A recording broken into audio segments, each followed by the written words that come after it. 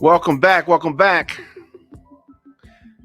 Your man Diamond K in here. Diamond K in the morning on the all-new radioonfire.com.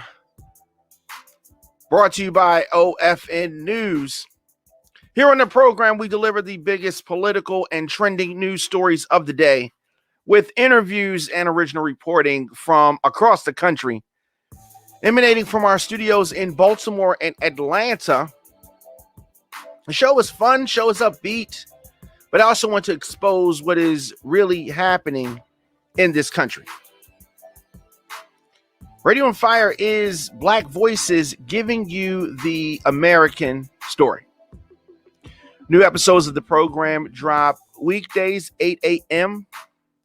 But I don't want you to miss any of our live broadcasts in addition to the 8 a.m. program. We drop content throughout the day as news happens. So hit that notification bell so you get an alert whenever we go live. Happy Monday to everybody.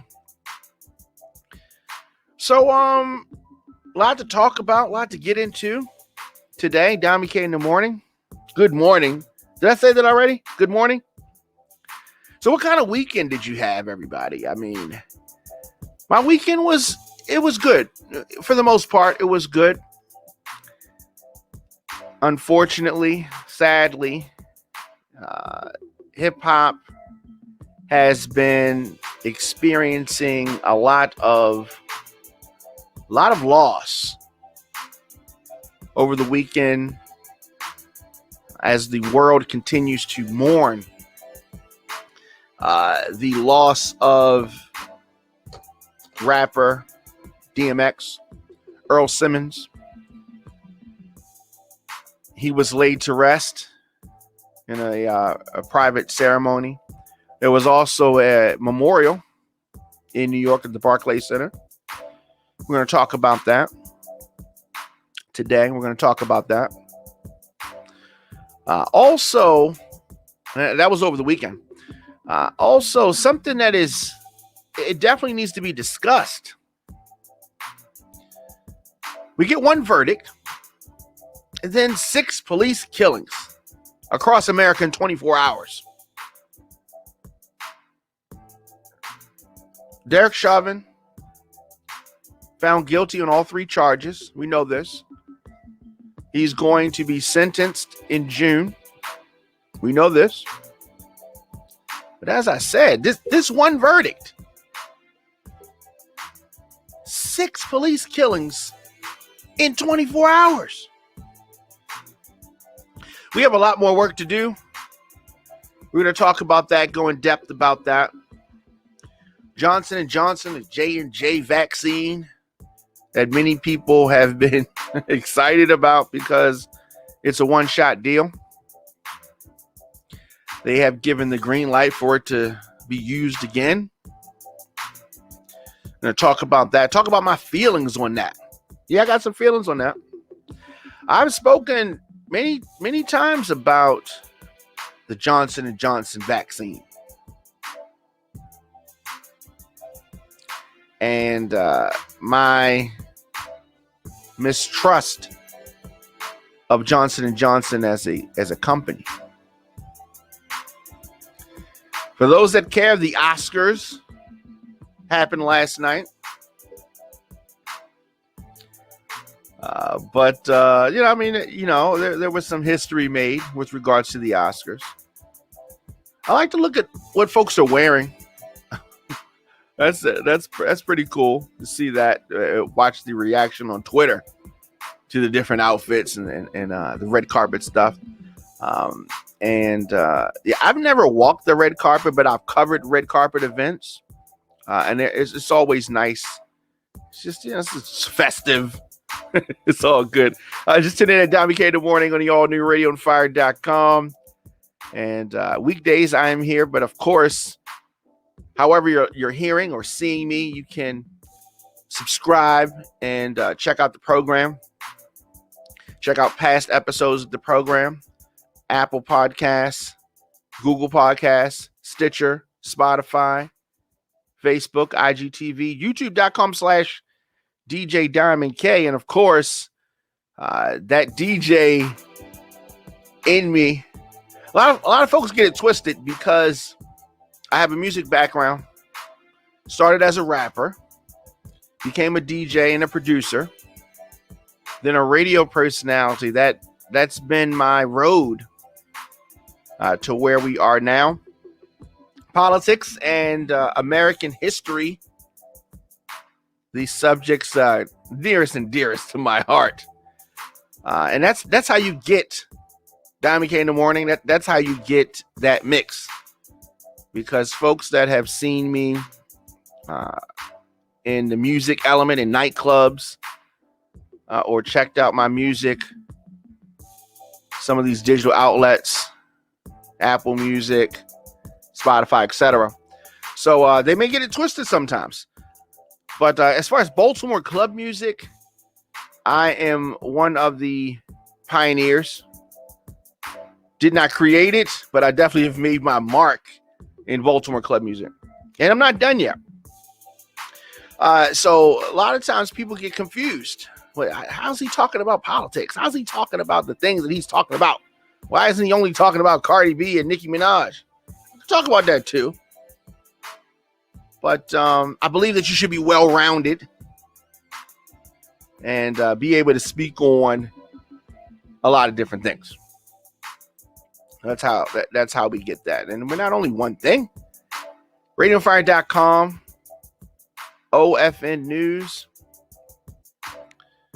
So Radio on Fire is now part of the OFN News network. So you're going to hear more about that in the days and weeks to come. But yeah, so getting back to this verdict, I was happy to hear the verdict that we got in the Chauvin trial. 10 hours of deliberation. They got it right. As far as I'm concerned, they got it right. I was speaking with an officer, a Baltimore police officer, talking about qualified immunity. And of course, the officer had a different perspective on qualified immunity, did not relate it directly to any incident, but thought that qualified immunity, the loss of qualified immunity, was a deal breaker for him to be a police officer because he did not want to be personally liable for actions that he took while doing his job. So they were looking at it from different perspective. And the average citizen is looking at it from the perspective of an officer killing an unarmed person. And the fact that officers can hide behind the qualified immunity. Qualified immunity was not something that was always there. Qualified immunity coming 82, something like that. Prior to that, there was not qualified immunity. Why did they need qualified immunity to do their job better? A lot of officers want to hide behind qualified immunity. Very simple. You know what it is? Immunity. Immune means it's not gonna affect them. It's not gonna be a factor in what they're doing. They're not gonna be held accountable. So the Derek Chauvin case is very fresh in our minds, in our memories. The reading of the verdict in the Minneapolis, Minnesota courtroom. The piece of crap Derek Chauvin being cuffed. I was happy to see that. And as we got justice in this case, a lot of times people get confused. You see, you can't get justice because you cannot bring the person back. Bringing the person back is not justice. Justice is justice in the case. Bringing it back is bringing it back. We can't bring the person back. And that is not the definition of justice. Justice was received in this instance. Now, while justice was received, the proper verdict was reached. Blood was still spilling in American streets. Now, some people are going to say, police are not the only people killing black people. There are more black folks, regular citizens killing black people than officers. We deal with everything individually. While that is true, it's not what I'm talking about right now. And that's not an excuse for so-called officers of the law in their split-second decisions to make these wrong decisions.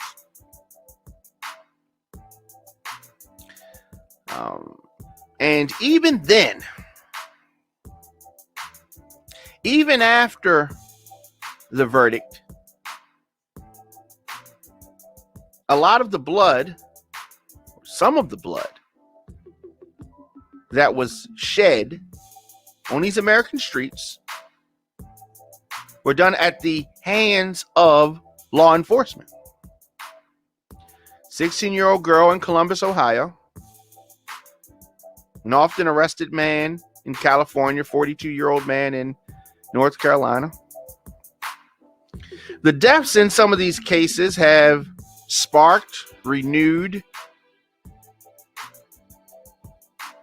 injected new cries for justice.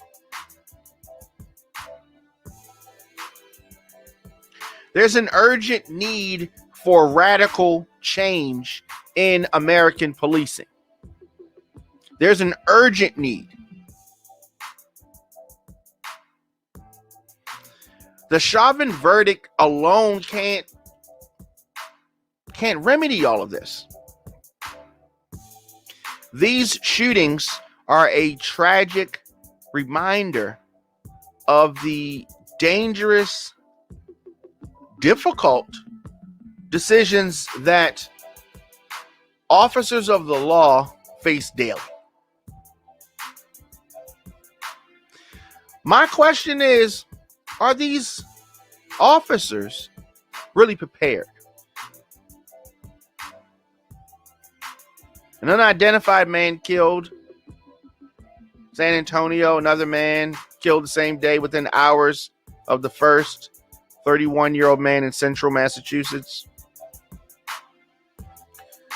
Circumstances surrounding these deaths vary widely.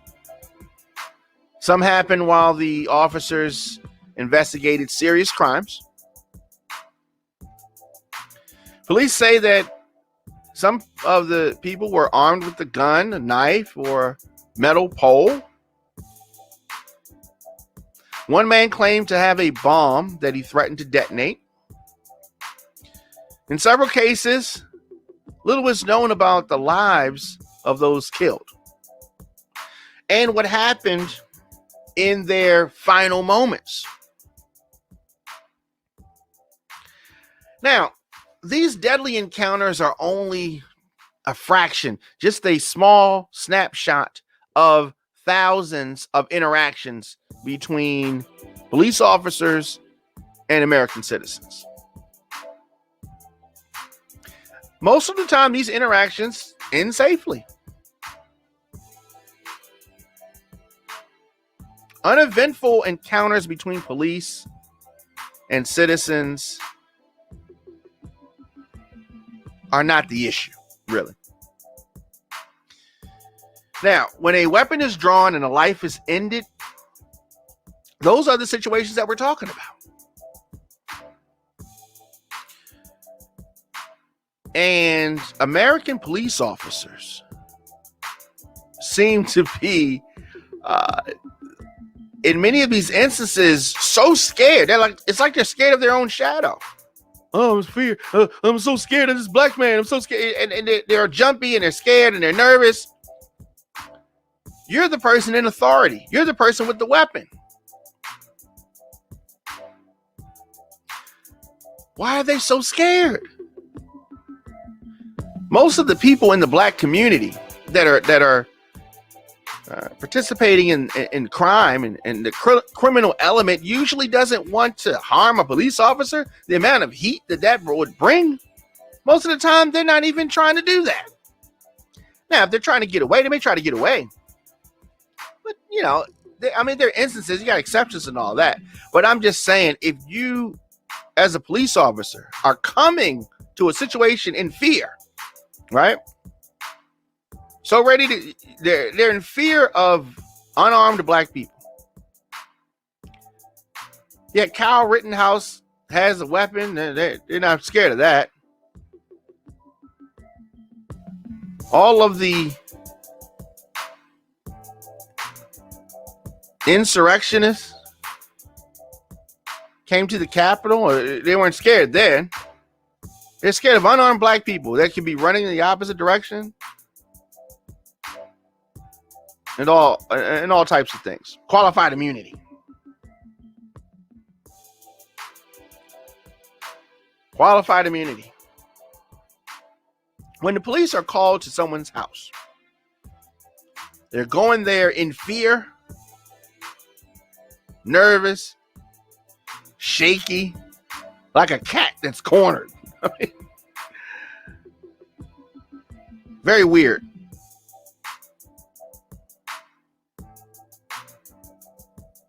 When people say that Black Lives Matter, what they're talking about, we can talk about Black Lives Matter controversy with the national organization another day. But when they say Black Lives Matter, they're saying the way that you are acting, the flippant way that you're ending a black person's life, does not reflect the value of that life. That life mattered. Why did you do that? That's what they're saying. That's what they're saying. So police had been called to the house. They reported that they were being physically threatened. The body camera footage shows an officer approaching a group of people in the driveway. Teenager swinging a knife wildly. Moments later, the girl charges at a young woman, pinning her against a car.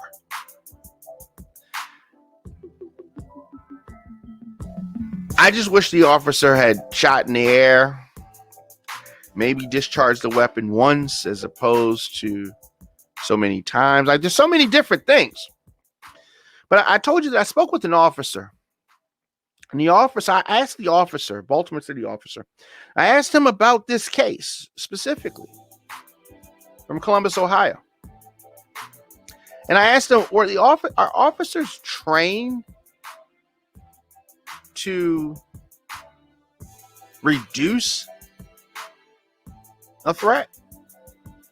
Do you have levels where this is something that's the proper response for this situation, and this is something that's a proper response for this situation? Or is it just one reaction? Is it just to eliminate a threat? And the officer told me that they are taught to eliminate the threat. Not reduce the threat, to eliminate the threat. So the officer fired 4 shots before this teenager, this little girl, young girl, slumped to the ground, had a steak knife, some type of a kitchen knife. Some people in the scene said that he did not have to shoot her. She was just a kid. The officer responded, she had a knife. She just went at her. So I guess that the girl he was trying to save, I guess that Black Lives mattered. Is that what he's saying? But the other girl did. I mean, if this had been a college party or some white high school kids, he wouldn't have did that. If that had been a young white 16-year-old with a knife on another white girl, he would not have shot the girl 4 times. Come on.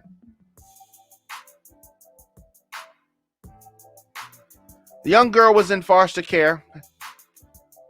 Said that she was a shy, quiet girl who liked making hair and dance videos on TikTok. Her grandmother told the Associated Press. Her family says that her actions that day were out of character. Grandmother said, I don't know what happened there unless she was in fear for her life.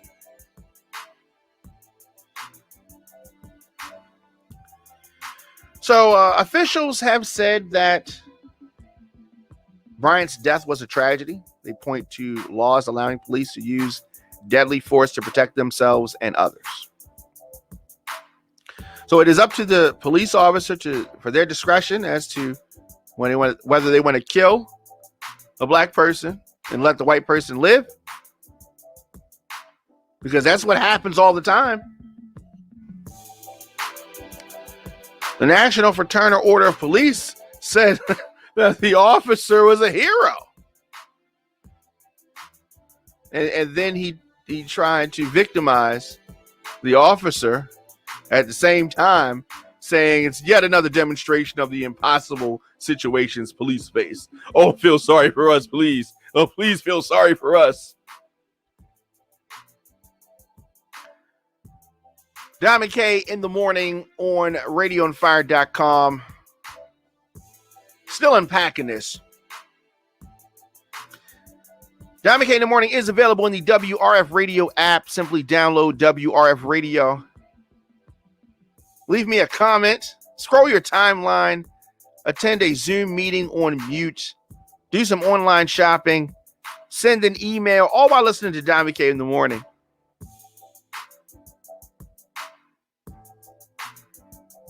Weekday lineup over at WRF Radio. Definitely encourage you. Check them out. Listen what they got going on over there. DJ Cornbread does the midday mix. Beautiful Morgan Brittany hosts the top 10 at 10 countdown. But there's a whole lineup of shows, so check them out, including Diamond K in the morning, weekdays. Of course, you can get breaking news, adult conversations, covering topics that are important to the black culture.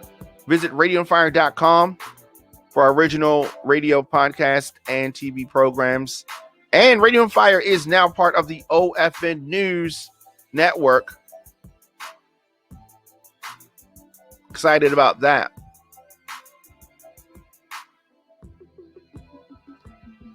So,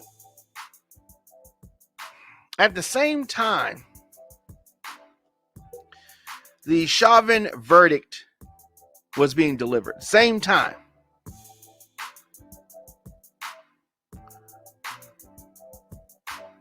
Two officers in San Antonio were confronting a man on a bus. Exactly how this situation got started, not clear. Police say that the unidentified man was armed. That's what they say. However, this ended in tragedy with officers firing fatal shots. Over and over and over and over again, we're seeing this.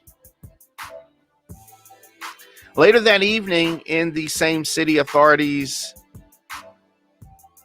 say a man killed a person working in a shed outside of his home. Officers come to the scene. The suspect, they say, started shooting at the police. They returned fire and killed him. Officials have not yet released his name.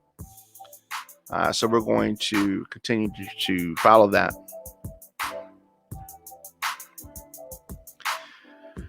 In war Worcester, Massachusetts.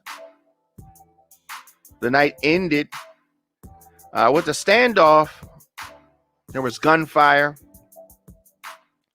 Someone called 911, claimed to have a bomb. He threatened to set off. Police said officers found him on the street.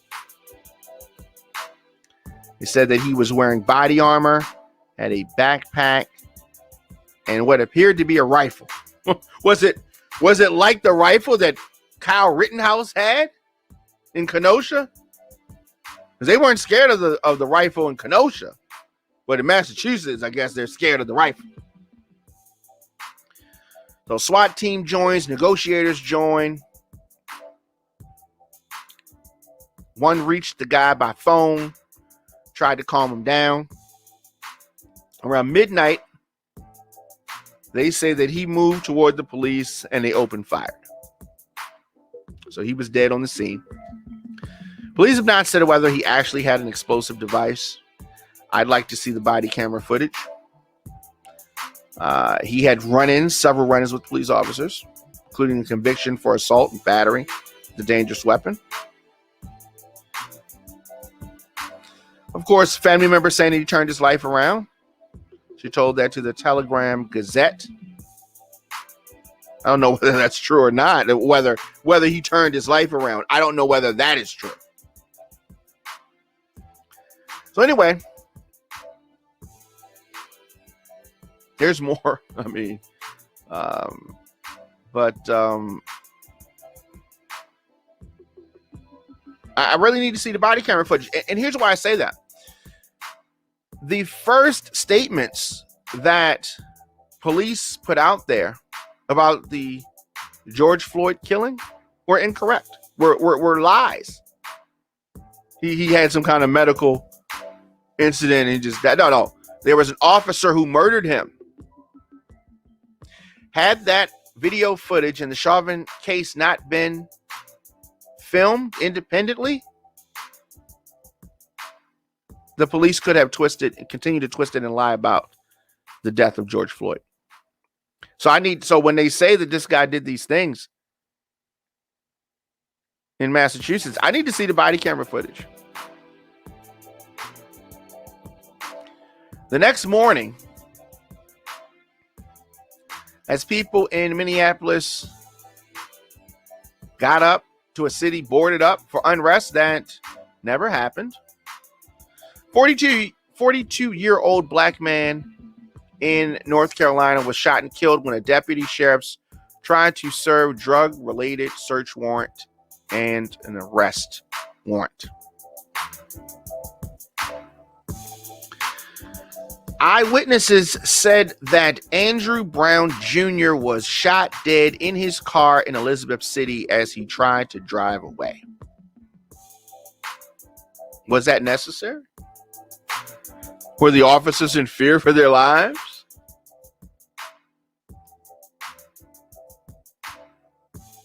So, a car authorities removed from the scene appeared to have multiple bullet holes and a shattered back window. This is what policing looks like in America. There has been an outcry for the release of body camera footage.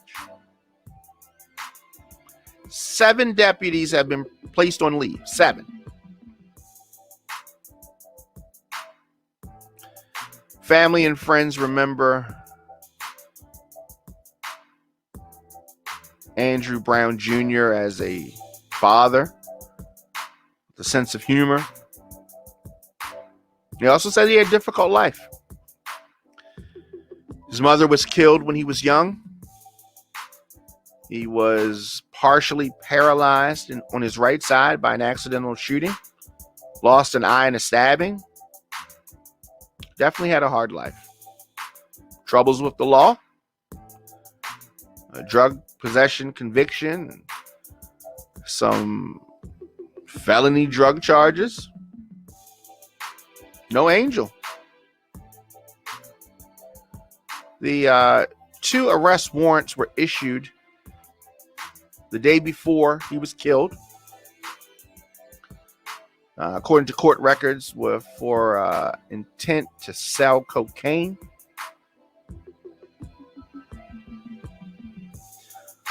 Officers have not crafted the story as to why they fired.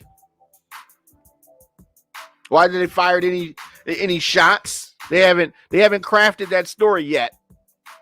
I'm sure it's coming. The same morning, police in Southern California got a call about someone hitting cars with a metal pole. So you know they gotta go there and kill somebody, right? And so the man ran off when police arrived, but another officer spotted him carrying a 2-foot metal pole. So the white man charged at the officer who ordered him to drop the pole before firing. They haven't released that man's name. But they did want to say that he had been arrested nearly 200 times in the last 20 years for violent assaults on police and the public, drug charges, and other charges. Efforts to get him help for his mental challenges had not worked, the police chief said. Whether any officers will face any charges is up in the air, remains to be seen.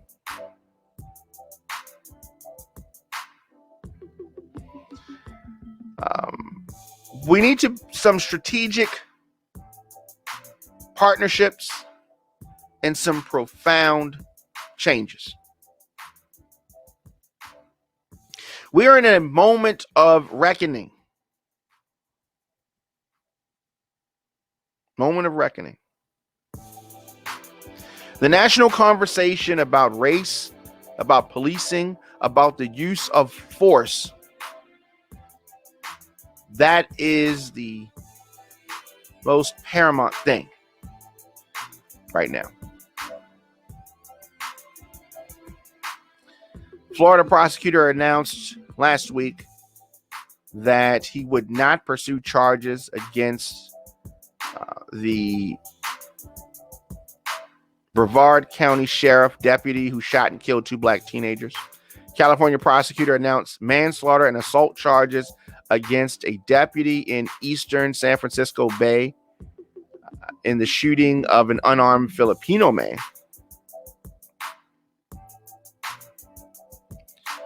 But none of these cases has focused attention like the George Floyd trial. I hope that the Chauvin verdict will be the catalyst to continue this national conversation about policing in this country. Time is going to tell. Time is going to tell.